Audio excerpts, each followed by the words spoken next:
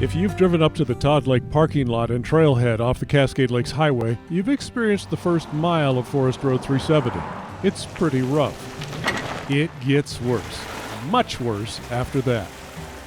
Drivers are wise to heed the signs warning that the road is not maintained for passenger vehicles. But for people driving high-clearance four-wheel drives, it's kind of fun. There's sections on mountain roads, unmaintained mountain roads, where you have to gap over the ruts. And the ruts are, of course, created by where people have been driving a bunch, but they get so deep, if you drive in the ruts, you will get high-centered. So you have to span and gap over them. That means switching back and forth across the lane a lot. It's nerve-wracking, but it's also kind of a fun challenge. Forest Road 370 runs about 20 miles along the boundary of the Three Sisters Wilderness from Todd Lake to Three Creek Lake near Sisters. This is spectacular high mountain country that few people see. Some folks drive up here to reach the Crater Ditch and Broken Top trailheads for outstanding hiking experiences in the high Cascades. It's also a popular area for hunters. They all come prepared with spare tires, shovels, winches, and tow straps. Well, it's very quiet, obviously very scenic. The road condition is not that great compared to last year.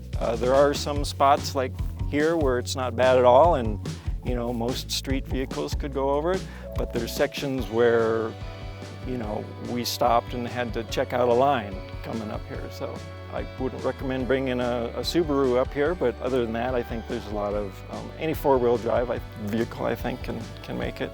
That said, I did see some Subaru Crosstreks, which have more clearance, driving successfully on Road 370. How's it going? The average speed on this road, you're lucky if you're going 5 miles an hour. It goes so slow in some parts. Several washouts occurred on the road during winter and spring, making conditions very rough. There is still water running across the road in places. Take your time.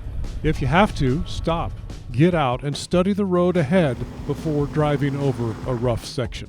And on a narrow one-lane road, you have to look ahead and make sure nobody's coming down. The theory, the practice is, if two cars meet on the one-lane mountain road, somebody has to give way. It's supposed to be the person who's coming downhill, because they can back up and see what's behind them. The person coming downhill cannot see what's behind them. It is at least a 3-hour drive to cover the 20 miles on a road that was built in the 1920s and hasn't had much maintenance in the past 100 years.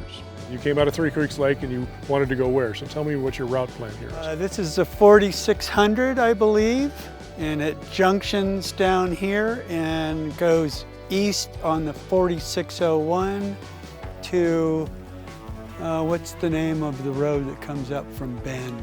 Skyliner? Skyliner, yeah. And that seems to be pretty easy and runs us right back into Bend. Maybe Deschutes beer. Well, it's dusty and dry up here. You got to have some beer after it's over. The Forest Service does not have plans to improve Road 370, opting to spend its limited funds maintaining routes that provide high traffic access for multiple uses. Meaning, Forest Road 370 will get harder to drive as time and weather takes its toll on one of the slowest but most scenic routes in Central Oregon. From Road 370, I'm Brooke Snavely for The Great Outdoors.